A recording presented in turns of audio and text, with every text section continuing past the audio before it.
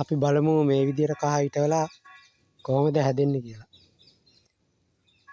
අඩියයි අඩිය වලක් තමයි මම කපා ගත්තේ.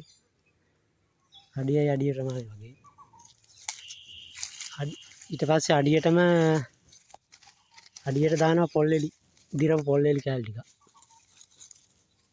මේ ආකාරයට දාගන්න.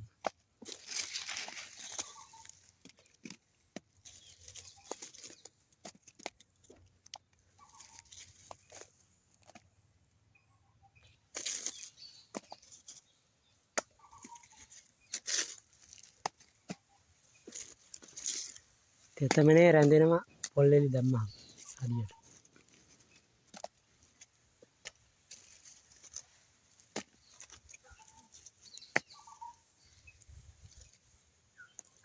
අඩියට පොල්ලෙලි දාලා ඊට පස්සේ මත පිටපස් දාගන්නවා ඊට උඩින් ටික.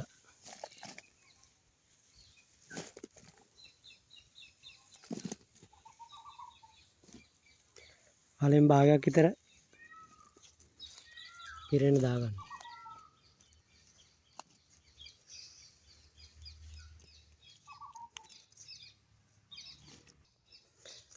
අලුත් විදියකට ඊටවලා බලන්න ඕන කොහොමද අල බහින්නේ කියලා.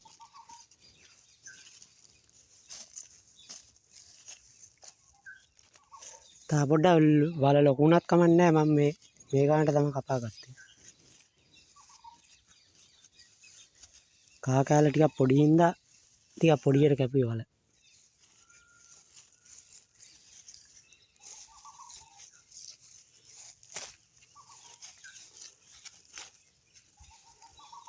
වතුරට පස් ටිකක් දාගත්තා. දැන් වතුර ටිකක් දාන්න ඕන. මම වතුර ටිකක් දාගන්නවා දැන් හොඳට.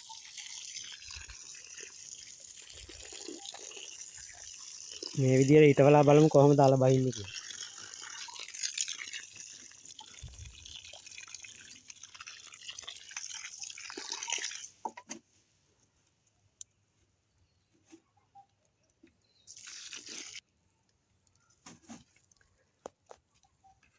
ඊට පස්සේ හොඳ පොහොර පස් ටිකක් දාගන්නවා.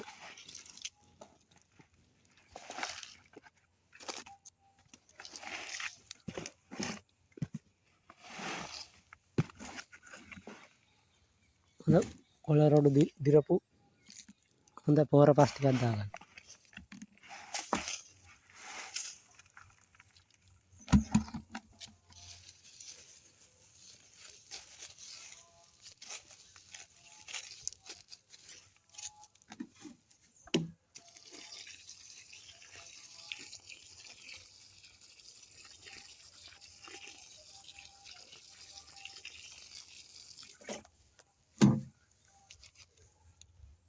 දැන් අපි කහ කෑල්ල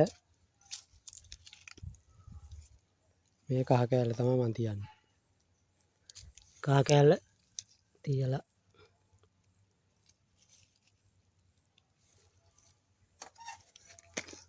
තවත් පස් ටිකක් දාගන්න පොඩ්ඩක්.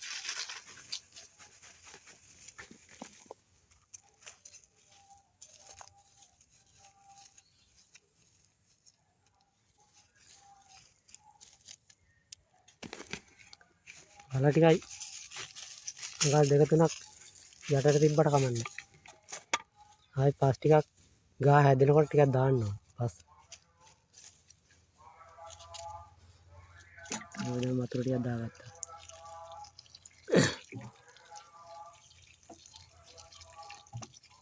අපි බලමු මේ කොහොමද අල බහින්නේ කියලා. අල ගලවනකොට ඔයාලට පෙන්වන්න කොහොමද අල බහැලා තියෙන්නේ කියලා, සාර්ථකද වැඩේ කියලා බලමු. අලුත්ම කහ හිටවන ක්‍රමය තමයි මේක.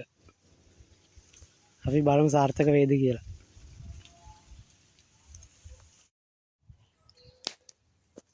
මම මෙතනත් ඒ විදියට හිටවලා මේ දැන් පොඩි පැලයක් ඇවිල්ලා තියෙන්නේ.